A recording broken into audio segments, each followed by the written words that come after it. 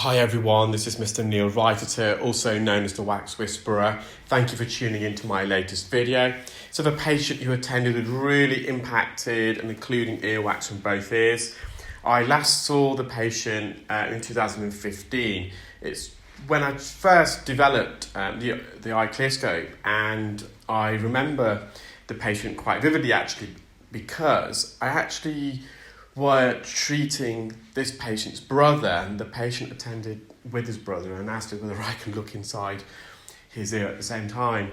And what was quite ironic and humorous is that his ears were worse than his brother's, and it was his brothers that were the ones that we booked in to clean. And it took me a while back then to remove it from the patient's ears.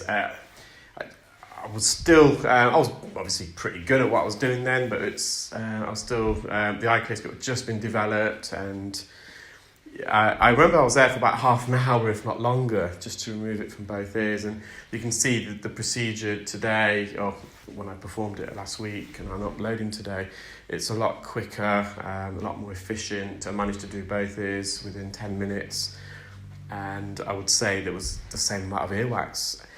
So the patient's got this really dense, dark, thick consistency of earwax. It's quite glutinous as well, and it's fully occluding. So what we mean by occluding is that the wax is taking up the entire ear canal. So there's no gaps or spaces, which can allow some air and sound to enter the ear and to vibrate against the eardrum. And when you've got really fully occluding earwax, it's very difficult to use any other instrumentation purely for that reason, because for me to use a hook or a Jobson horn, for example, there would need to be some sort of opening where I can glide the scoop, the correct in and behind the soft glutinous wax and bring it forwards. And because it's fully occluding, so when we say fully, we mean from the entrance to the eardrum, the inner 2/3 of the ear canal is very sensitive. It's a very thin layer of skin, less than 0.1 millimeters in thickness, that's coating the bony part of the ear canal, which makes it very sensitive if you do make contact with it. So I just have to persevere with suction here, microsuction, and we're using a lot of olive oil throughout the procedure. And the oil is trying to lubricate not only the suction tube, so quite often the wax can get trapped inside the suction tube as it's being sucked up. So the oil helps to lubricate that, but it also helps to lubricate the ear canal walls if the oil can get kind of seep through, and it helps to bind the wax together. And you can see with this patient, you can see around the outer plug of the wax, you have this skin, the keratin. So this skin, it acts as double-sided sticky tape. Not only does it adhere itself to the canal walls, but the underneath layer, it envelopes itself around the plug of wax, so it engulfs it, and it makes it just much more tricky to remove. So we're doing quite well. We removed half of it. We're in the home straight now, and this plug of wax is probably in the last third of the ear canal, and around the eardrum we have a natural narrowing called the isthmus before the ear canal widens again, and quite often you can get wax stuck in the isthmus up against the eardrum, which makes it really hard to remove because it's lodged.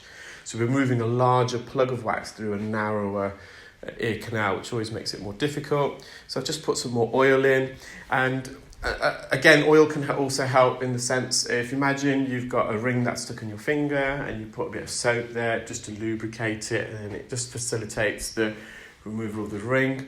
And in the same way, the oil can act in the same manner.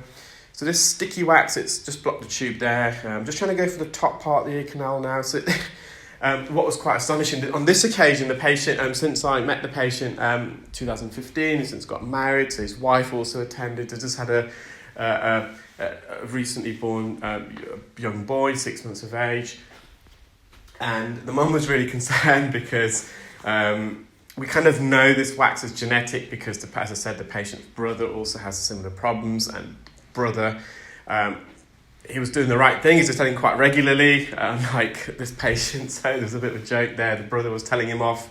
Why haven't you gone to see Neil sooner? I go regularly. You need to get your ears cleaned because everyone's moaning. The TV's too loud. So the wife was slightly worried that their son would inherit the waxy gene. I did have a look inside the little boy's ear whilst they were here. There was a little bit of wax, but it wasn't blocking the ear, so fingers crossed it'll be okay. And he's got his mother's genes when it comes to earwax. So it managed to clear the whole ear canal, just some residual wax, staining wax. If we leave it, it's fine. I'm just hovering over it. It comes out easily. It's fine. If not, I'm just going to leave it. Eardrum's nice and healthy. I'm just mopping up some of the sticky wax on the outer part of the ear. So that's the left ear complete. And the right ear wasn't too dissimilar. It was a fully occluding, just like this side. And again, I just went in straight with the oil. I wasn't going to mess around here because the likelihood is it's the same consistency of wax which it was.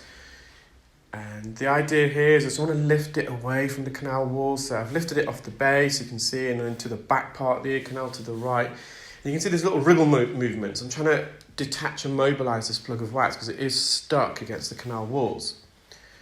So where we're working now, it's just probably about 0.5 to 1 centimetres into the ear canal. We can just see the hairs to the left, the cilia, which is on the first part, the first bend of the ear canal, which is about 0.5 centimetre into the ear.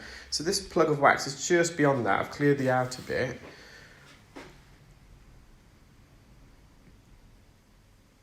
And you can see the colour of the wax. It's almost the same colour as the skin, which can make the procedure sometimes a bit more difficult because the wax can camouflage itself against the canal wall. And you're just going to be really careful that you don't mistake the ear canal for the wax because it can be camouflaged. And the reason why it's dark is it's been there for a long time.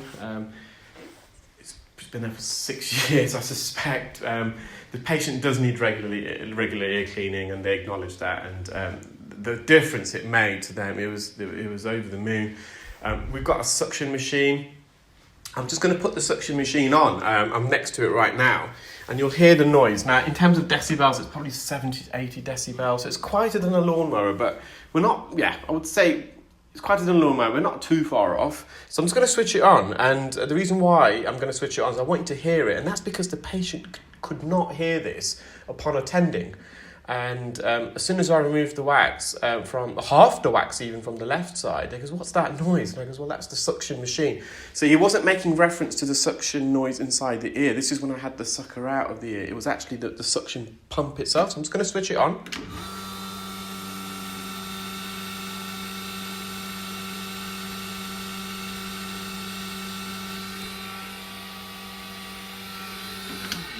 So I was holding the phone at a similar distance to where the patient would be sitting in relation to the suction machine, just so you've got a reference point there. And I would say, okay, it's not as loud as a lawnmower. A lawnmower would probably be 80 to 90 decibels. I would say this is about 70 to 80. Pretty noisy. And his wife was obviously not best pleased with him because she's been having to live with his hearing problems for the last few years. And obviously with COVID, it gave another reason for the patient not to have their ear cleans.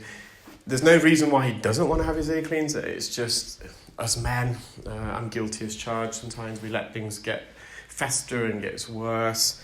And there's always other things that sometimes can take priority.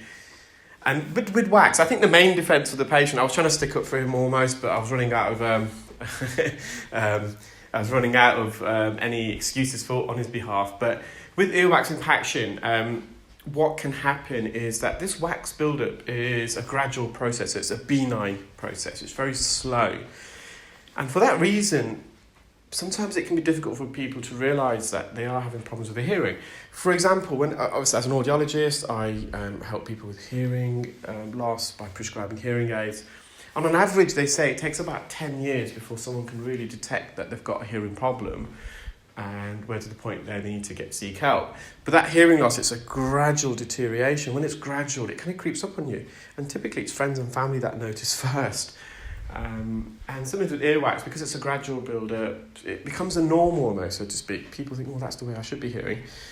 If you lost your hearing suddenly overnight, then you've got that reference point to the day before. Oh, well, I'm definitely not hearing as well as I was the day before. I don't know if that helped the patient anyway with his wife, but I did try. Anyway, I hope you enjoyed that video, guys. Take care. Speak soon. Bye.